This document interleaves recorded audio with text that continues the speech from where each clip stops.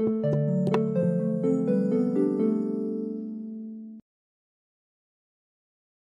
galerinha do xadrez, tudo beleza? Enquanto tá rolando o torneio Norway Chess, em paralelo estamos tendo um torneio no qual está jogando Ramesh Babu Praggnanandhaa, meus amigos, o prodígio indiano, super grande mestre, um dos melhores jogadores do mundo. De fato, aqui a gente vai ver a colocação dele, é o torneio Stepan Avajian Memorial 2025, ok? Um torneio muito forte, vamos dar uma olhada aqui nas estatísticas. Calma aí, vou colocar em tela cheia. Calma aí. Pronto. Agora é o seguinte, meus amigos. Aqui é o nosso ranking mundial. Magnus Carlsen continua na primeira colocação. O rating dele tá intocado aqui. 2.800... Intocado não, tá caindo um negocinho aqui. Pro Carlsen não é nada isso aqui. Daqui a pouco ele recupera. Ricardo Nakamura, 2.807 de rating, caraca, meu, são os dois caras, 2.800 plus. Fabiano Caruana, 2.783. E na sequência, molecada, porque aqui tá a confraria, ó, 34, 37, 32, os caras consolidados, bababau. E agora tá vindo a molecada, ó. Arjun Erigaiser, 21 anos, Gukesh, 19 anos, Praggnanandhaa, a idade do Gukesh tá buscando, cara, olha o rating do Pragna. Tá numa fase incrível. Abdus Satorov do Uzbequistão também tá disparando aqui, tá com 20 anos de idade, né? O número 7 do mundo. A Lereza Firuja, outro prodígio. Então a gente tem aqui, e aí aqui já mistura um pouco a molecada com a confraria, né? Mas a confraria, é bonito ver o Anand, né? Número 15 do mundo, 55 anos de idade. Muito bacana. Rafa, mas ele não joga praticamente as partidas. Ele tem jogado, sim. Não com tanta frequência, né? Quanto os demais jogadores. Mas ele tá com rating ativo, sim. Muito bem, meus amigos. Vamos dar uma olhada nessa partida que eu trouxe, então, para nós outros. Que é a partida do Akobian, jogador forte da Armênia, contra o indiano Ramesh Babu Praggnanandhaa. A partida que começa com o peão dama. Pragna responde com cavalinho F6, C4. Temos aqui E6, ok, não vai jogar o sofrimento da defesa indiana do rei, que é uma poderosa defesa nas mãos de alguns jogadores, né? Garry Kasparov, Judith Polgar, quem mais jogava isso daí? O próprio Ricardo Nakamura, Bob Fischer de vez em quando, né? Mikhail Tal. Enfim, uma poderosa arma, mas não sei, nas mãos erradas. Na minha mão é sofrimento a partida toda.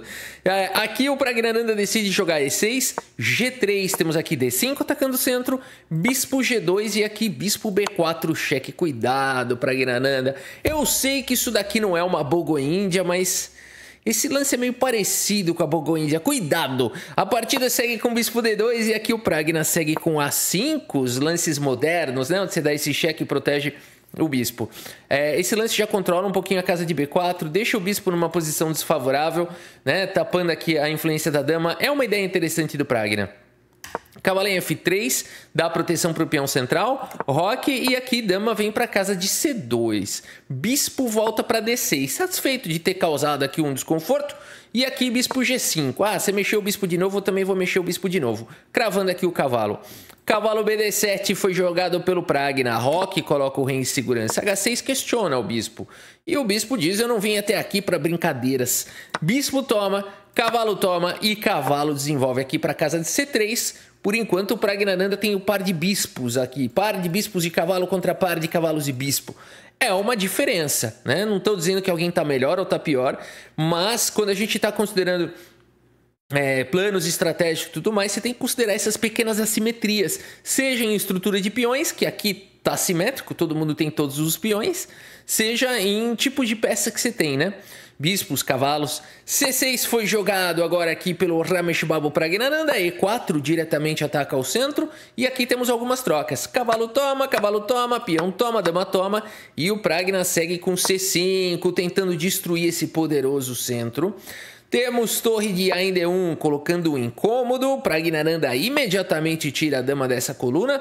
E aqui torre de F em E1, mantendo a tensão no centro. E o Pragna segue com esse super lance aqui, difícil de encontrar, torre A6. O que tá querendo o Ramesh Babu? A partida segue com D5, tentando criar um peão passado. Peão toma e aqui dama toma foi jogado também. É possível capturar de peão. mas esse bispo vai começar a ganhar alguma mobilidade, né? Enfim, aqui preferiu tomar de dama. Bispo em E7. Agora o bispo tá atacado aqui, mas tá protegido 2 vezes. De qualquer maneira, o Praggnanandhaa joga o lance bispo em E7.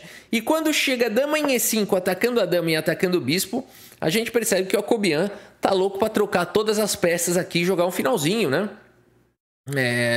Vamos ver, o Praggnanandhaa não tá afim de trocar nada. E agora, como é que faz? Não dá para evitar as trocas, né? Porque a dama tá atacada, vai ficar muito ruim.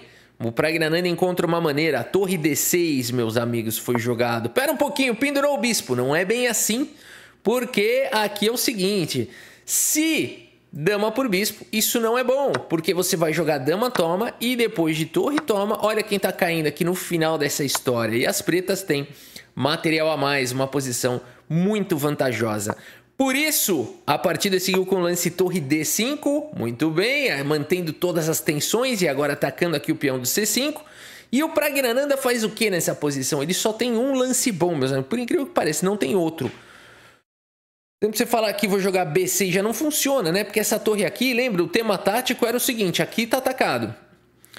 Antes tinha o tema que essa torre estava caindo no final, agora não tem mais. Então você tem que tirar o bispo daqui, mas vai tirar para onde? Isso aqui não tá fácil. Você vai tirar para D8, não faz nenhum sentido, tá caindo a torre. Ou seja, você não pode mexer o bispo, não pode mexer nada, só tem um lance bom. E o Pragna, claro, já tinha mapeado, senão ele não tinha chegado até aqui. Bispo em E6 entregando o peão do C5, meus amigos. Isso aqui é muito legal, né? O Praggnanandhaa tá confiando no poder do par de bispos e isso muitas vezes vale a pena você sacrificar um peão se isso melhorar a atividade das suas peças, ganhar mais espaço, soltar o jogo. A partida segue com torre por C5, dama atacada vem para casa de D8, bateria aqui na coluna D. No entanto, você fala assim, mas tá caindo mais um peão aqui. Aqui já não é recomendável, porque bispo em F6 traz um contra-jogo muito, muito violento. A dama tem que continuar defendendo a torre e aqui não é muito simples de fazer isso. Teria que jogar um dama B5 e aí você pode fazer o que você quiser aqui. Pode jogar um bispo por C4 para tentar desviar a proteção da torre. Pode jogar torre B6, começar a perseguir aí a dama. Ou seja, bispo por B2, também para desviar aqui a dama. Ou seja, as pretas começam a ter uma posição muito boa. Por isso, todo cuidado é pouco. O Akobian não é hora de tomar o peão. Segue com o lance dama em E2, já se antecipando a bispo F6. E o Praggnanandhaa segue com o bispo F6 de qualquer maneira. Atacando o peão de B2, mantendo a pressão no peão de C4. Torre B5 foi jogado. Praggnanandhaa joga com B6, protege todo mundo. Tá tudo protegido. E aqui C5 foi jogado pelo Akobian, tentando quebrar a estrutura de peões do Pragna, que segue com peão toma, torre toma, recupera o peão. Brancas tem uma maioria de 2 contra 1 aqui na ala da dama, por isso o Praggnanandhaa imediatamente já joga esse A4. Não deixa esses peões quererem começar a avançar. B3 foi jogado, A3 dispara um peão passado perigoso. Aliás, as brancas têm agora um peão passado, as pretas têm um peão avançado. Ele não é um peão passado aqui por causa desse cara, mas é um peão avançado perigoso aqui, hein? Perigoso demais.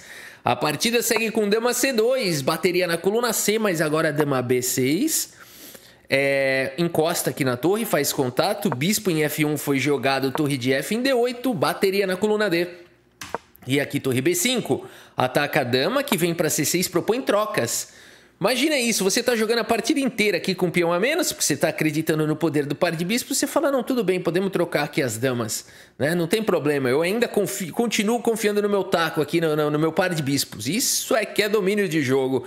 Dama por C6 foi jogado, torre por C6, torre em A5 para cima do peão, nada disso, bispo B2 no limite, protege a rapadura. A partida segue com torre em A7 e agora torre em C2, ameaçando o raio-x aqui em A2 e também pressionando o peão de F2. Esse cavalo, por enquanto, está dominando a casa de D4. A partida segue com bispo C4. O Akobian, espertamente, vai devolver material. Ele quer devolver aqui o peão para eliminar o par de bispos do Praggnanandhaa. Porque o par de bispos é poderoso. Se eliminar um, você eliminou o par. Não existe mais o par, né? É isso que ele está tentando fazer. Bispo toma, peão toma. Gostou dessa frase? Quando elimina um, elimina o par. Anota essa frase, e pior que ela tá certa, né? No caso, nesse contexto do par de bispo, mas é engraçado. Esse eliminou um, eliminou o par. Bispo, e agora o que jogar, meus amigos? Será que é hora de capturar peão? Esse aqui não é o momento de capturar o peão. Apesar de ser possível, o Pragnananda vai para uma ideia mais violenta. Segue com o lance Bispo C3, um lance de audácia e ousadia e sagacidade. Por quê, Rafa? Porque esse lance ataca a torre, mas não apenas isso, faz um raio-x no peão, desprotege temporariamente esse peão, mas a torre grita, fica tranquilo que eu já te ajudo. A partida segue com torre B1 e agora a torre por A2 e o peão respira aliviado. Quando chega a torre B3, o peão de novo desespera, mas o bispo fala, tamo junto. A partida segue com o rei G2. E agora, qual que é a ideia do Pragnananda? Por enquanto o material tá igual, mas o Pragna tem um peão passado avançadíssimo. Segue com o lance torre C8, pressão nesse peão aqui enfraquecido, cavalo em E1 foi jogado aqui pelo Akobian, uma ideia muito bacana. Qual é a expectativa dele? Expectativa contra a realidade aqui. Expectativa, se jogar torre por C4, que bacana, joga o cavalo D3, atacando aqui o bispo várias vezes, quando o bispo escapar daí cai aqui o peão, e beleza, aqui a gente vai trocar tudo e vai pro abraço aqui, provavelmente aqui a gente já pode dar as mãos, é empate. Mas não é só isso, tem outra possibilidade aqui. Você pode querer, por exemplo, jogar um torre A1 atacando o cavalo. E essa é a expectativa do Akobian. Porque aqui ele seguiria com o cavalo C2 atacando essa galerinha. E quando a torre saísse, cavalo toma, bispo toma. E trocaram tudo, podem dar as mãos. O empate chegou. Hora de ir para o quarto do hotel, tomar um belo suco de tomate. Mas essa é apenas a expectativa, meus amigos. Vai ter que esperar. O banho de banheira vai demorar. Porque Pragnananda segue com bispo D4, meus amigos. Nada de capturar peão, nada de jogar torre A1. E sim, bispo D4 atacando a torre e atacando o peão de F2, castigando esse lance cavalo E1, que foi um erro do Akobian, portanto. Ele não podia descuidar do lance bispo D4. Pragnananda não vai perdoar. O Akobian vai para uma ideia interessante, ele segue com torre de A por A3, permitindo torre por F2 com cheque rei H3, e o Pragna vai para o melhor lance da posição, uma pancada aqui, uma pancada violenta. G5, meus amigos, o único lance que dá grandes possibilidades aqui para as pretas. Cavalo em F3 foi jogado, uau, atacando aqui o bispo. Torre por C4 foi jogado pelo Pragna, ficando com um peão a mais. Rafa, não tá na hora de trocar aqui? E de repente dá para defender esse final. Tem apenas um peão a mais as pretas. Na maioria dos finais de torre com um peão a mais é empate. Você tem razão, mas nessa posição especificamente não vai rolar. Porque tá difícil de defender, nenhuma das torres pode segurar essa horizontal. E aqui depois de cavalo toma, torre toma, não tem como impedir a sequência massiva aqui, fora o ataque, o rei levando um forte ataque, né? Então, por exemplo, G4, a torre vai para cima. Vamos aqui apenas simular, tá bom? Uma continuação, passar um pouquinho rápido, que é uma simulação meio forçada, não ia seguir exatamente dessa maneira, mas apenas para mostrar aqui o potencial, né? Além das pretas limparem aqui os peões, as brancas não têm contra-jogo que dê compensação. Por isso, é uma posição muito vantajosa aqui para as pretas, até mesmo vitoriosa. Por isso, meus amigos, Akobian vai para uma ideia interessante aqui. Ele não vai para cavalo toma, segue com o lance G4. Sabendo que as coisas vão complicar, porque agora bispo C5 ganha um tempo para cima da torre, rei G3 vai para cima da torre do Pragna, o Pragna aceita as trocas, bispo toma, rei toma, segue com o único lance da posição bispo C5. Cara, saindo aqui do ataque da torre, mantendo o peão de G4 atacado, o lance aqui é praticamente forçado, defendendo o peão, mas agora bispo D6 com cheque. O rei tá ficando meio cortado, o peão de H2 tá atacado, o peão de G4 tá atacado, o rei tio patinha, segura os dois, segura um pelo braço, segura um pelo outro aqui, ó. Um tá caindo de um lado, o outro tá caindo do outro. Esse rei aqui pode ter certeza que o cara é forte. A partida segue com mais uma pancada aqui do Pragna. Se você enxergou torre C2 aqui, parabéns, é um excelente lance, né? Deixa as brancas aqui quase em Zumbislândia. Mas o Pragna teve uma ideia diferente. Esse seria o melhor lance. Mas o Pragna teve uma ideia também bem prática. Ele joga com o lance F5, bem concreto, ameaçando aqui um garfo, ameaçando ganhar material. E não tem o que fazer para evitar aqui, na verdade. Já tá complicado, porque você vai sair com o rei, beleza, peão toma, são 2 peões a mais, já fora o ataque. Por isso o Akobian teve uma ideia bacana. Ele percebeu um tema aqui de finais, ele sacrifica o cavalo agora, joga peão toma, permite esse garfo, segue com o rei G2, Pragnananda segue primeiro aqui com esse cheque. Precisava desse cheque? É o melhor lance mesmo. Joga primeiro o rei lá para baixo, toma o peão, deixa o rei cortado. O Akobian fala, ok, eu sei que eu tô pior aqui, eu tenho uma peça a menos, mas tem um tema interessante aí. Quem estuda finais sabe exatamente o que o Akobian tá tentando fazer aqui. Quem não estuda finais ou não sabe do que eu tô falando, daqui a pouquinho eu vou contar. Presta atenção no que vai acontecer. Torre F2. Será que é uma boa trocar torres? Eu já vou mostrar que não. Não é. Torre H4 evita a troca de torres. Torre G2 com cheque, o rei vem pra cá. Torre G6 ataca o bispo e o peão. Bispo protege tudo. Rei G2, bispo G5. Aqui temos o lance torre em A6. Torre F4 ataca o peão. Torre A5 defende o rei, encosta e rei G3. Aqui eu vou comentar sobre o que eu comentei agora há pouco. O que jogar nessa posição? Pretas jogam. Será que é o momento de tomar esse peão? E será que não? E por que que, né? E se não, por que não?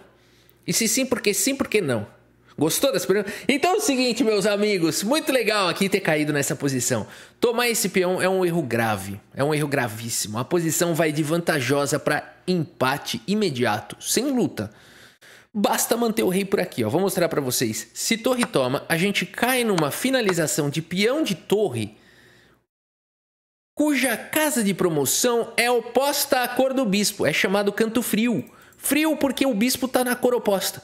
Se o bispo fosse de casas claras, canto quente. Canto quente ganha final, canto frio empata. Desde que você não vai levar o rei, você não vai levar o rei para outro lado, certo? Você não vai querer fazer isso aqui de branca, certo? Eu acredito que não. Acredito que nenhum de nós, a não ser que tenha um Pix rolando, alguma outra coisa aí, mas normalmente não. Aqui o que vai acontecer? Por que não ganha? Ó, vou mostrar aqui por que não ganha. O rei vai ficar indo de um lado pro outro. Ah, mas agora eu disparo o peão. Ah, eu tenho um bispo a mais. Esses dias um cara de 2.200 de rating ficou tentando ganhar esse final contra mim. Não é que ele tava tentando dar seta, não. Ele realmente achou que ele podia ganhar. Ou seja, às vezes até uns caras mais experientes não tem esse tema muito bem guardado na memória. E não tem como você tirar essa casa, né? Você fala assim, eu vou dar cheque, o rei vem pra cá. Ah, mas agora eu vou tirar o rei para ele ganhar essa casa e avanço aqui o peão, ele volta. E o que você faz aqui? Se você jogar aqui, empatou, afogou. Ah, mas agora eu jogo essa, eu jogo o rei para cá e venho para cá. Mas você tá sonhando que vai jogar rei F1, ele joga rei H1 aqui, não tem o que fazer, afogado. Jogou aqui, afogou, avançou o peão, afogou, não tem como progredir, né? Famoso canto frio. Por isso, o que o Praggnanandhaa joga? Certamente não esse. Segue com o lance torre B4, meus amigos. E será que dá para ganhar isso? Vamos ver aqui a técnica do Praggnanandhaa. H5 dispara o peão. Cheque. Vamos vendo aqui a técnica. Cheque. É um final muito difícil de ganhar. Bispo, cheque. Joga o rei um pouquinho pro lado. Traz o rei. E aqui podia dar cheque, mas não adianta, né? Aqui você... podia dar cheque, o bispo cobre aqui, né? E aqui a gente tem torre e peão avançando e o rei também. E toda hora você vai querer dar cheque, jogar o rei para baixo. A técnica é essa, né? Rei, bispo, peão e torre se coordenando aqui para cada vez jogar o rei mais para baixo e aí criar ameaças até mesmo de checkmate. Vamos ver a técnica aqui do Pragna. Olha só, ele cobre de bispo, dispara o peão, traz o rei com essa casa protegida. Agora traz aqui, joga o rei lá pro canto, o rei tá completamente cortado e cuidado para não afogar aqui, né? Cuidado para não afogar o rei do adversário, bispo cobre, né? Torre G2 aqui foi tentado, porque se você trocar, vai pro final de canto frio, é empate imediatamente. Por isso o cheque foi jogado, torre cobre, não pode trocar essa torre de jeito nenhum, tá? Você tem que imaginar que isso aqui é uma gincana, né? Não pode trocar torre, hein? Se trocar pé, né? Perdeu a vitória, né? Perdeu a chance da vitória. Então isso aqui é a gincaninha, né? Assim fica fácil, Rafa. Vou lembrar sempre dessa técnica. É só pensar que é gincana que eu vou ganhar, não é isso? Aqui, rei H2, rei G4 faz a proteção. Mais uma vez, pode querer dar cheque aqui, mas aqui você tá fazendo esse lance aqui com cheque descoberto. Vou mostrar essa linhazinha que é legal, ó. Cheque com o dedo na cara, joga o rei para casa de H1, ó, bonito, né? E você não pode tomar o bispo por conta de mate. E aqui você ia tentar cobrir, você cobre simplesmente de bispo ameaçando o mate. E quando a torre tentar evitar o mate, torre H2, cheque mate. Olha o que o Pragna tá montando aqui, meus amigos. Por isso exclama aqui rei G4. Os caras são muito fera, né? Porque a gente pode até ganhar esse final, mas vai dar mais trabalho do que o Pragna tá fazendo aqui. Torre F1, bispo D4 com cheque, joga o rei para casa de H1, bispo em E3, passa a vez, torre F3 aqui ameaçando Ele tá entregando a torre para ir pro empate por afogamento, né? Cuidado aqui, ainda mais se o tempo estiver caindo, se você estiver jogando essas coisas, você fala, oba, ele pendurou a torre, né? Aí você toma a torre e você vê ele sorrindo, olhando pra sua cara, seu adversário. Você fala, o que foi? Você abandonou? Aliás, ele te dá a mão, ele fala, é empate, né? E você fala, não, você tá abandonando, não. Ele, não, é empate. É empate por afogamento. Aliás, esses dias teve um menininho, né, que jogou, e ele foi muito esperto, porque é um menino de, acho que 9, 10 anos, e ele ganha de um grande mestre. E quando ele tá numa posição vitoriosa, o grande mestre pega e dá a mão pra ele. Ele fala, Did I win? Tipo, eu ganhei? Aí o cara meio que não responde, dá a mão. E ele não dá a mão até o cara falar, sim, você ganhou. Aí ele dá a mão. E eu vi muita gente criticando, nossa, ele foi meio arrogante, ou porque ele ficava querendo falar que o grande mestre queria que o grande mestre dissesse a qualquer custo que o menino ganhou, né? E aí eu soube, porque houve um caso na história de um grande mestre que deu a mão pro menino, o menino era criança, inexperiente, e aí quando veio o árbitro ele falou, não, foi empate, a gente concordou no empate. O menino falou, não, mas eu ganhei. E aí foi esse rolo todo, né? Ele falou, não, eu te ofereci empate, você aceitou. Então, e não foi, né? Enfim, eu não sei os detalhes da história. Eu acredito que o menino, enfim, foi alguma inexperiência ali, né? E então o outro aprendeu isso. Acho que o técnico ou os pais falaram, ó, se alguém te der a mão, pergunta antes se você ganhou, né? E aí o menino falou várias vezes, eu ganhei? O cara, não, você ganhou. Ah, ok, agora eu dou a mão, né? Porque tem muito disso no xadrez. Ah, deu a mão, peraí, o que aconteceu? Então aqui empata. Torre 1 foi jogado pelo Pragna, rei G2, e aqui a gente tem torre G1 cheque, nessa posição a Cobião, meus amigos, lance 78, abandona aqui a partida, abandonou porque não dá mais, agora o rei vai ser expulso para a casa de H2, e quando o rei tomar, o rei tem a casa de H3, né, então a gente tem aqui, não tem mais o tema do afogamento, e o mate vem em poucos lances, na verdade é em 2, né, vamos colocar aqui uma possível continuação, ó. Rei H2, rei por F3, o rei é forçado a subir. E aí, torre H1, checkmate. Bela partida de Ramesh Babu Praggnanandhaa. Vamos ver a precisão e a colocação dele no torneio. Praggnanandhaa fez 93.9. Cara, ele tá jogando demais, né? Ele tá jogando demais. A gente fala isso desde que ele tem 14 anos, né? Que a gente acompanha a carreira do Praggnanandhaa. O menino já tá com 21 aí, não é isso? É isso, cara. 7 anos acompanhando já a carreira do Praggnanandhaa. Não é brincadeira, né? E aqui, então, vamos dar uma olhada na classificação aqui. Ramesh Babu Praggnanandhaa. Cara, que bacana acompanhar essa molecada. Por isso que quando eu falo Faustino Ouro, Erdogmus, né? Quando a gente fala ali agora daquele menininho russo, dessa turminha aqui. Cara, a gente sabe reconhecer, né? A gente já viu muita história, muito talento. Então, esses nomes, certamente, assim como a gente falava, o Praggnanandhaa um dia vai jogar torneio candidatos, vai ser elite, top mundial, não sei que o moleque nem era isso, ele era número 50, mas ele era moleque, 14 anos, né? Então não tinha como ser diferente, assim. Claro que cada um é uma história, mas a probabilidade era muito grande. Praggnanandhaa, por enquanto liderando aqui o torneio, Chithambaran logo na sequência. Meu, essa Índia tá pesada, né? A Índia tá pesada no xadrez mundial. Os caras estão dominando. E aqui, mais uma vez, o 2700. Vou até atualizar, ver se teve alguma mudança aqui, com alguns torneios rolando, né? Mas, por enquanto, não.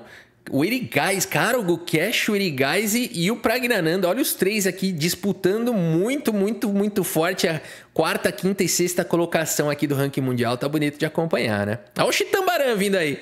Olha o Chithambaran vindo aí, número 10 do mundo. Que isso, cara. Beleza, meus amigos. Por hoje é isso. Espero que vocês tenham gostado aqui da partida e do vídeo. Muito obrigado pela sua audiência. Um grande abraço para todos vocês e até a próxima. Valeu!